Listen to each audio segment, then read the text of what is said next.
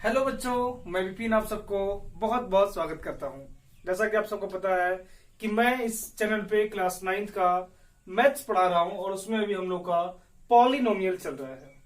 जैसा कि आपको पता है बच्चों कि अभी तक हम लोग बहुत सारे थ्योरम और टॉपिक कंप्लीट कर लिए हैं और हम लोग अभी तक अप्रोक्स 6 वीडियो इसका पढ़ चुके हैं। मीन्स 6 वीडियो आपको हम दे दिए हैं। ये 7वां पार्ट इसका है और आज इसमें हम लोग बहुत ही इंपॉर्टेंट थ्योरम डिस्कस करने वाले हैं।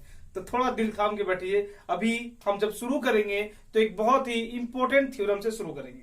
तो थोड़ा बातें आपसे करनी है ये कि जो जो वीडियो अपलोड किए हैं क्या आप उसको देखे, कंप्लीट किए?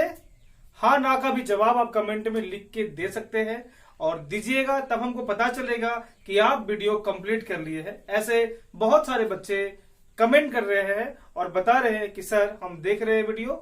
तो कम ही देखे उससे फर्क नहीं पड़ता है, लेकिन जितने लोग देख रहे हैं वो कंप्लीट देखिएगा, तब ये मेरा जो मेहनत है, जो हम यहाँ पे मेहनत कर रहे हैं, ये थोड़ा थोड़ा साकार होगा। ठीक है बच्चों, तो फिर चलते हैं आज हम लोग इसके 7वें पार्ट पे। और आज हम लोग बहुत ही महत्वपूर्ण इंपोर्टेंट टॉपिक को कवर करेंगे। तो जैसे देखिए हम लोग कुछ इंपॉर्टेंट टॉपिक कवर कर लिए। क्या क्या कवर कर लिए तो देखिए, जैसे हम लोग कवर कर लिए जीरोस निकालना। पहले तो हम लोग पॉलिनोमियल को आइडेंटिफाई करने सीख गए। एक बार रिकॉल कर देते हैं, है ना। जीरोस निकालने सीख गए।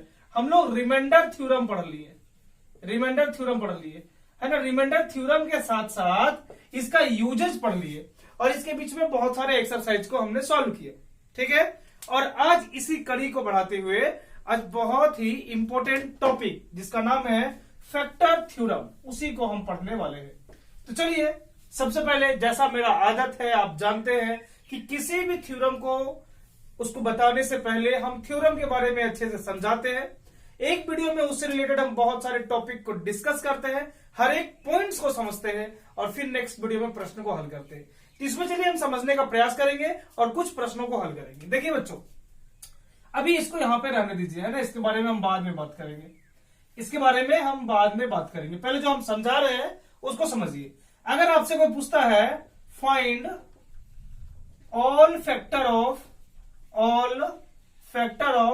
4, तो ये आप तो क्लास 6 में भी पढ़े हैं, 7 में भी पढ़े हैं और आप जानते हैं कि 4 जिससे जिससे डिवाइड होता है वो सभी इसका फैक्टर कहलाएगा। और आपको जब इस तरह बनाने मिलता है तो आप लिखते हैं 1 2 4 इज दी फैक्टर ऑफ 4। फिर से यहां देखिए, अगर आपसे पूछा फाइंड, फिर से देखिएगा थोड़ा, ऑल फैक्टर ऑफ 12, तो अगर आपसे ऑल फैक्टर ऑफ 12 पूछा है तो आप क्या करते हैं, कितना सिंपल लिखते हैं 1 2 3 4 6 एंड 12 एंड ये आपका आंसर हो जाता है। और आप बताते हैं 1 2 3 4 5 6, देयर आर 6 फैक्टर ऑफ 12। तो ये आप पहले से निकालने जानते हैं। अब यहां थोड़ा लॉजिक है। क्या लॉजिक है देखिए, अब यहां थोड़ा समझने का प्रयास कीजिएगा जो हम बताने वाले हैं, क्योंकि ये सब चीज जो है बहुत ही छोटा है और जो हम पढ़ने वाले हैं ये भी बहुत ही छोटा है। बस आपको समझना है केवल, है ना।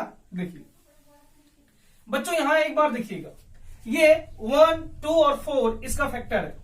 अगर ये सपोज यहां 14 होता तो हम लिखते 1 2, फिर लिखते 7 और लिखते 14, ये इसका फैक्टर होता। अब यहां एक थोड़ा सा लॉजिक समझिएगा, ये हर एक नंबर जो है इस नंबर को कंप्लीट डिवाइड कर देगा। ये 7 भी 14 को कंप्लीट डिवाइड करेगा, ये 14 भी 14 को कंप्लीट डिवाइड करेगा। आप इसको यहां देखिए, अगर हम 14 को डिवाइड करेंगे तो ये 14 टाइम्स में 14 कंप्लीट डिवाइड हो जाएगा। अगर हम 2 से डिवाइड करें तो ये 7 टाइम्स में कंप्लीट डिवाइड हो जाएगा। अगर हम ये 7 से डिवाइड करें तो ये 2 टाइम्स में कंप्लीट डिवाइड हो जाएगा। तो आप एक बात यहां पे नोटिस कर रहे होंगे। क्या नोटिस कर रहे होंगे कि हर डिवीजन में हर एक फैक्टर को उस नंबर से डिवाइड करने के बाद हमारे पास रिमाइंडर के रूप में 0 बचता है, रिमाइंडर के रूप में 0 बचता है, रिमाइंडर के रूप में 0 बचता है। ये बात समझ में आ रहा है या नहीं आ रहा है? तो ये सिंपल तरीका है। एक बार आप चेक करके देखिएगा कि जितने भी फैक्टर उसके दिए रहेंगे उसको अगर उस नंबर से डिवाइड कर दिया जाए तो उनका रिमाइंडर के रूप में 0 प्राप्त होता है। और जब 0 नहीं प्राप्त हो तो समझ जाइए वो उसका फैक्टर नहीं है। जैसे अभी आप देखिए फिर से यार थोड़ा हम समझने का प्रयास करते हैं। जैसे देखो बच्चों, अगर हम यहां पे लिखते हैं, देखिए 2 कंडीशन लेते हैं। एक ये कंडीशन 14 है और यहां 3 लिखा हुआ है, और दूसरा कंडीशन 14 है और यहां 7 लिखा हुआ है। आपसे क्वेश्चन में पूछा गया कि बताओ ये 3 इसका फैक्टर है या नहीं है। तो हम फैक्टर को चेक करने के लिए डिवीजन रूल अप्लाई करेंगे, डिवाइड करेंगे, और हम डिवाइड करने के बाद ये पाते हैं कि हमारे पास रिमाइंडर 2 बचता है। ये इसको कंप्लीट डिवाइड नहीं कर पा रहा है, इसको कंप्लीट डिवाइड नहीं कर पाया। इसका मतलब ये हो रहा है कि 3 is not a factor of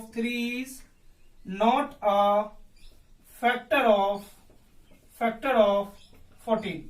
ये एकदम दिमाग में सेट कर लीजिए कि जब भी फैक्टर निकालने का बात हो तो हम केवल और केवल डिवीजन पे फोकस करेंगे और डिवाइड करके बताएंगे कि वो उसका फैक्टर है या नहीं है। अब ये बात आपके नंबर पे भी लागू होता है, यही बात आपके अलजेब्रिक एक्सप्रेशन मतलब पॉलिनोमियल पे भी लागू होता है। चाहे वो पॉलिनोमियल हो, चाहे वो कोई भी अलजेब्रिक एक्सप्रेशन हो, चाहे वो नंबर हो, जब भी आपको चेक करने के लिए बोला जाए कि चेक करो ये फैक्टर है या नहीं, तो हम डिवाइड करेंगे और उसके रिमाइंडर पे फोकस करेंगे। अगर उनका रिमाइंडर 0 होता है, जैसे यहां देखिए आपसे बोला कि चेक करो यार कि 7 इसका फैक्टर है या नहीं है, घबराना नहीं है, एकदम सिंपल इसको डिवाइड कीजिए।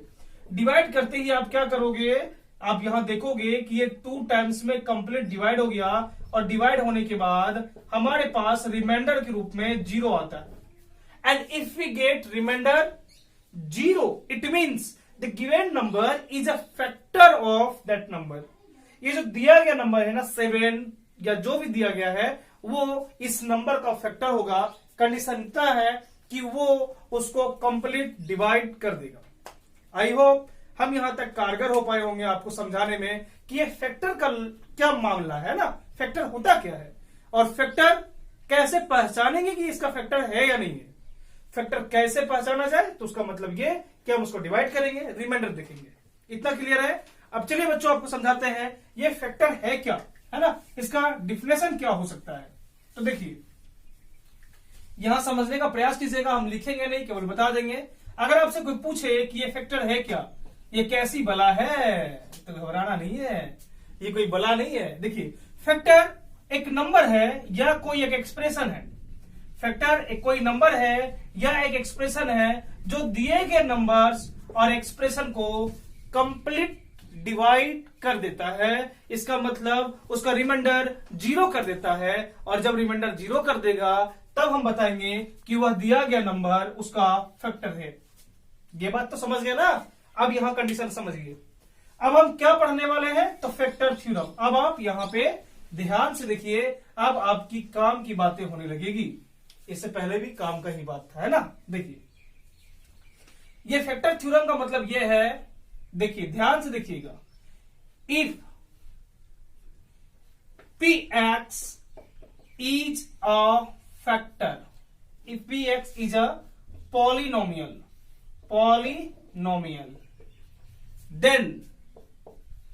then x minus a is a factor of px. If p a equals to, बहुत तेज वर्षा हो रही है, बहुत तेज, ये बता नहीं सकते, है ना। आवाज भी सुने होंगे।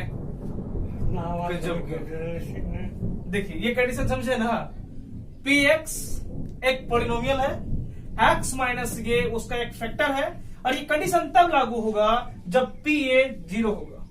शायद ये बात आप समझ रहे होंगे, है ना। अब थोड़ा देखिए, अगर नहीं समझे तो कोई बात नहीं, अब हम जो बताने वाले सो देखिए अब यहाँ पे हम क्या लगाएंगे, सो देखिए हमसे बोला, पहले प्रश्न आप देखिएगा, x² 2x + 7। आपसे पूछ रहा है x - 1 इसका है फैक्टर या नहीं है। तो हम ये करेंगे कि इसका जीरोस निकाल के, ध्यान से समझिएगा, इसका जीरोस निकाल के इसमें पुट करेंगे। Means we are going to apply remainder theorem. अब यहां रिमाइंडर थ्योरम लिखना नहीं है, ये फैक्टर थ्योरम ही है, लेकिन जिस तरह रिमाइंडर थ्योरम यूज करते थे सेम उसी प्रोसेस में हम यहाँ पे अप्लाई करेंगे। अगर उसका रिमाइंडर, ध्यान दीजिएगा, अगर उसका रिमाइंडर 0 होता है तो फैक्टर थ्योरम ये बताता है कि दिया गया नंबर उसका फैक्टर होगा। और बच्चों अगर रिमाइंडर 0 नहीं होता है तो फैक्टर थ्योरम ये बताता है कि वो उसका फैक्टर नहीं होगा।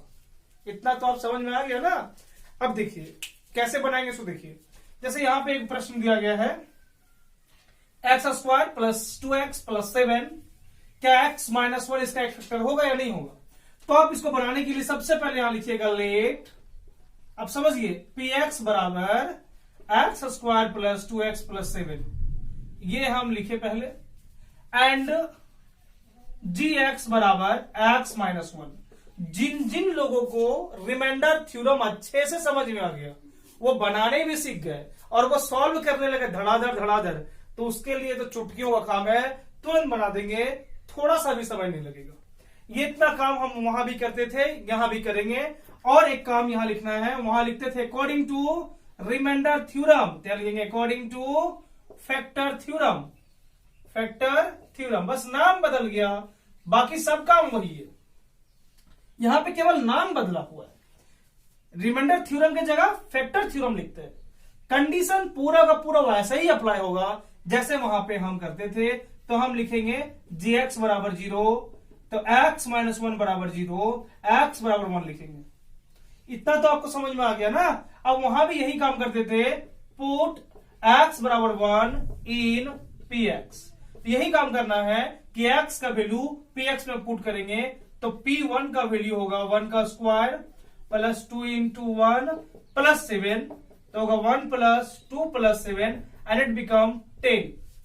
अब थोड़ा समझने का प्रयास कीजिए कि since p1 is not equal to 0, p1 का जो वैल्यू है 0 नहीं आया। रिमाइंडर थ्योरम, फैक्टर थ्योरम क्या बताया है? फैक्टर थ्योरम बताया है कि ये अगर 0 है तब ये किसी px का एक फैक्टर होगा, रिमाइंडर 0 आना चाहिए। तो इस कंडीशन में रिमाइंडर 0 नहीं आ रहा है, तो जब रिमाइंडर 0 नहीं आ रहा तो हम लिखेंगे therefore x minus 1 is not a factor of px। बात तो समझ गया ना कि ये 0 नहीं कर पाया, ये इसके रिमाइंडर को 0 नहीं कर पाया, कंप्लीटली डिवाइड नहीं हुआ, तो इस कारण से ये इसका फैक्टर नहीं कहलाएगा। एक बार हम और समझने का प्रयास करते हैं। देखिए थोड़ा सा ध्यान से आराम से देखिए, सब बात समझ में आ जाएगा। फिर से समझिएगा एक जरा कि अगर फैक्टर थ्योरम दिया गया है इसका मतलब ये कि हमको वो फैक्टर चेक करने के लिए देगा। फैक्टर अभी हम चेक करने सीख रहे हैं, है ना, और कुछ समय के बाद हम फैक्टर निकालने भी सीखेंगे, फैक्टर निकालने के लिए सीखेंगे, फाइंड करने सीखेंगे। अभी हम चेक कर रहे हैं, कुछ समय के बाद हम फाइंड करेंगे, है ना। तो चेक करने के लिए रिमाइंडर पे फोकस किया जाता है, ये फिर से हम बता रहे हैं। रिमाइंडर अगर 0 है तो वो उसका फैक्टर कहलाएगा, रिमाइंडर अगर 0 नहीं है तो वो उसका फैक्टर नहीं कहलाएगा। ये बात आप दिमाग में सेट कर लीजिए। निकालने के बाद हम बाद में बात करेंगे, अभी निकालना नहीं है ना। और एक चीज और ध्यान दीजिएगा कि number of factor of any polynomial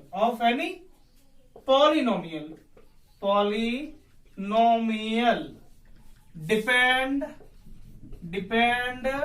upon the degree of polynomial.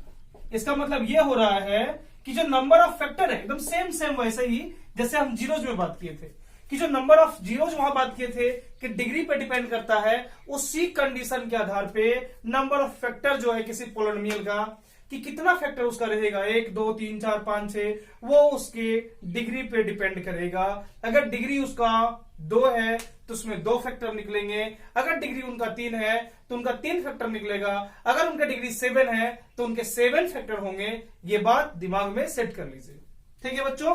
अब चलिए एक प्रश्न और देखते हैं और आपको चेक करके दिखाते हैं कि वो उसका फैक्टर है या नहीं। जैसे यहां देखिए हमसे एक लिखा हुआ है x square 7x 5x square plus 7x plus 2 और बोला x प्लस 1 इसका फैक्टर है या नहीं।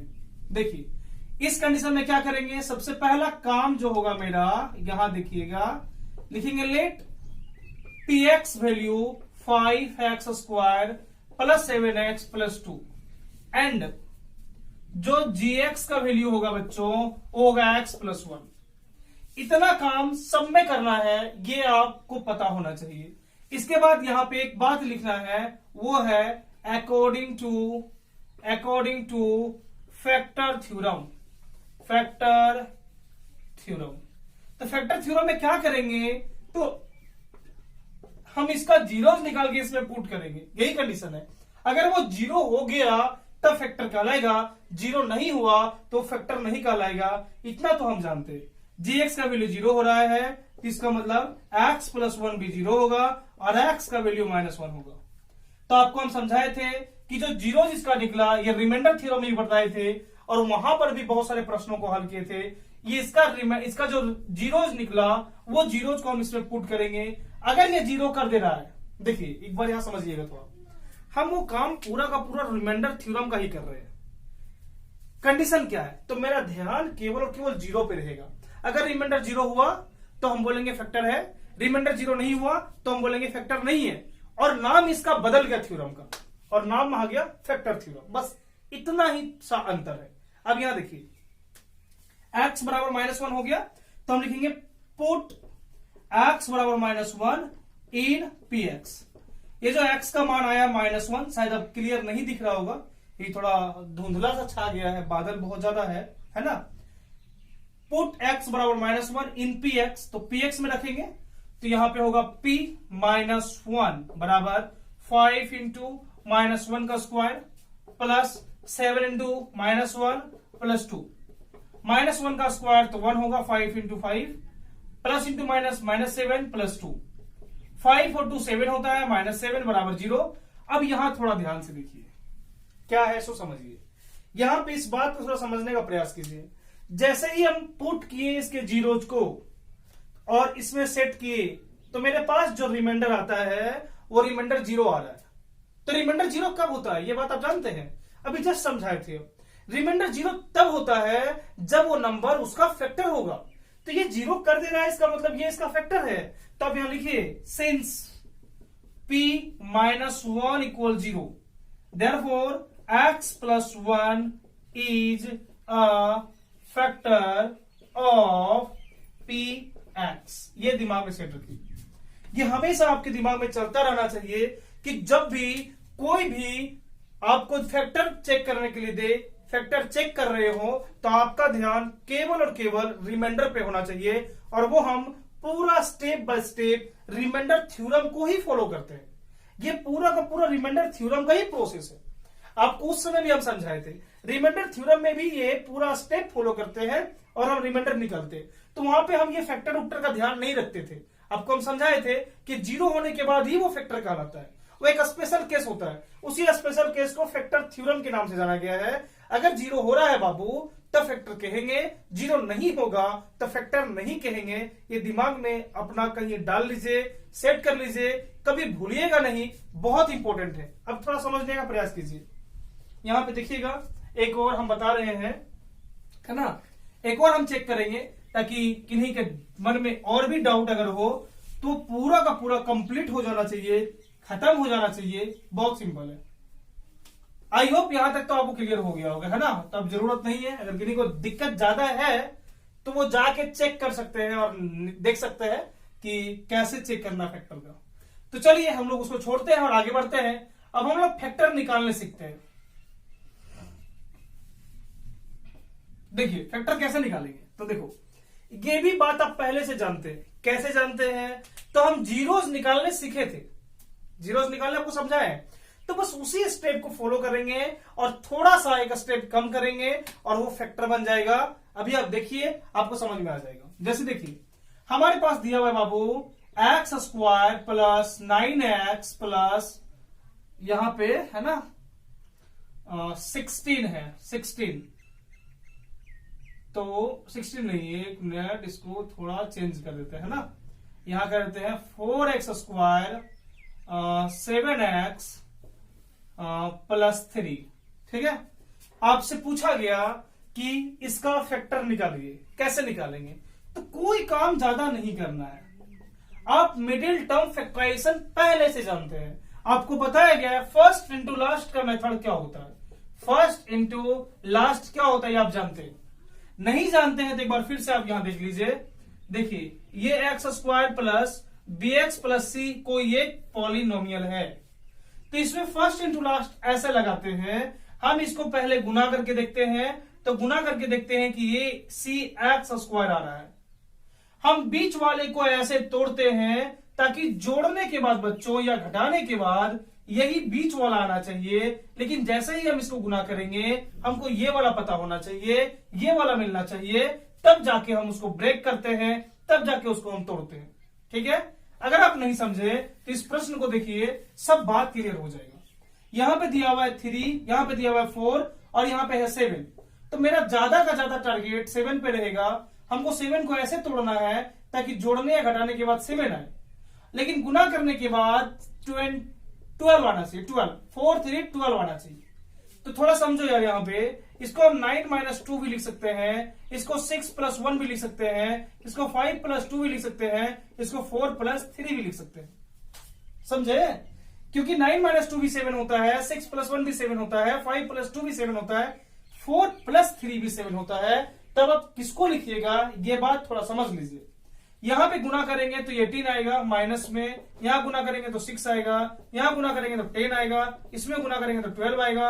अब आप खुद से समझ सकते हैं कि हम कौन सा टर्म्स को ब्रेक करें और कैसा कैसा नंबर को चूज करें 7x को तोड़ने के लिए। अगर हम इन तीनों को लेंगे तो हमारा क्वेश्चन रॉन्ग डायरेक्शन में सोल्व होने लगेगा, क्योंकि यहाँ पे फर्स्ट इंटू लास्ट मैच नहीं कर रहा है। तो फर्स्ट इंटू लास्ट इसमें मैच कर रहा है, तो हमको 7x की जगह में 4x प्लस 3x लिखना पड़ेगा। ये हम फिर से समझा दिए, है ना। चलिए, तो हम इसको ऐसे लिखेंगे 4x square plus 4x plus 3x plus 3।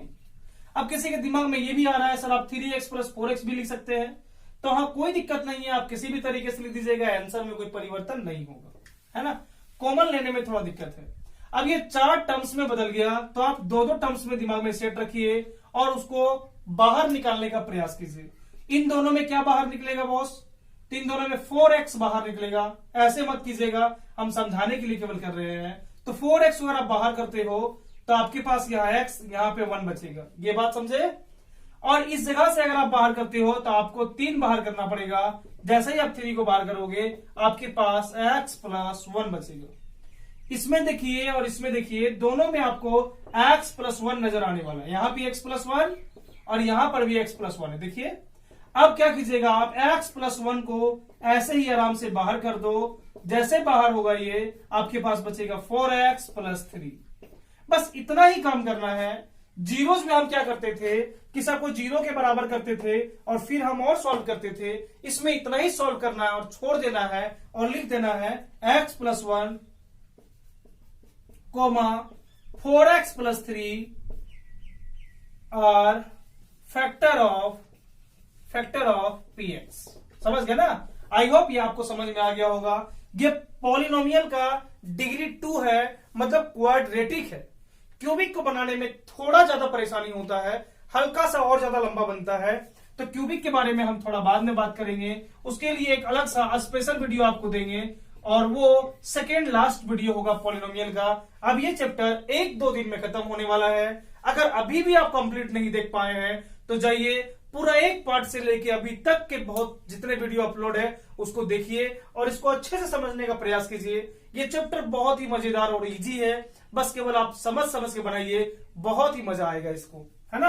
अब देखिए बच्चों, यहाँ पे आप इसको निकालने समझ गए, तो हम कुछ प्रश्न यहाँ पे दे देते हैं। आप घर में बैठ के इसको बनाते रहिएगा और एक काम जरूर करते रहिएगा कि कभी भी, है ना, बिना कोई रीजन का घर से बाहर एकदम मत निकलिएगा। ये बहुत ही क्रिटिकल सिचुएशन है, ये कोई मजाक का बात नहीं है। सच में सिचुएशन बहुत ज्यादा भयावह होते जा रहा है और आप सब घर में ही बने रहिएगा और हम आप सब के लिए यहाँ मेहनत कर रहे हैं। तो आई होप ये बात आप भी समझ पा रहे होंगे। आप घर में बैठ के तैयारी करते रहिए, पढ़ते रहिए। कोई भी प्रॉब्लम आपके पास अगर आ रहा हो तो आप हमको बताने का प्रयास कीजिएगा। ये यहाँ पे 4 प्रश्न लिखा हुआ है और हम ये उम्मीद कर रहे हैं कि जो जो बच्चा अभी तक यहां तक देखा है वो जरूर इस प्रश्न को सॉल्व करेगा और इसके फैक्टर को कमेंट करेगा। तो कमेंट कैसे करना है, अगर आप जरूर यहां तक सॉल्व किए हैं तो ये 1 2 3 नंबर यहां लिख दिए, ताकि आप आराम से कमेंट कर सको और बता सको कि सर इसका फैक्टर क्या आया है। तो ठीक है बच्चों, हम इसको यहीं तक रखते हैं। अंधेरा जैसा अभी थोड़ा हो गया है ना, क्योंकि बादल पूरा छाया हुआ है। तो हम फिर मिलेंगे नेक्स्ट वीडियो में। तब तक इन सभी वीडियो को आप अच्छे से देखिएगा और बनाते रहिएगा। तो ठीक है, मिलते हैं नेक्स्ट वीडियो में। जय हिंद।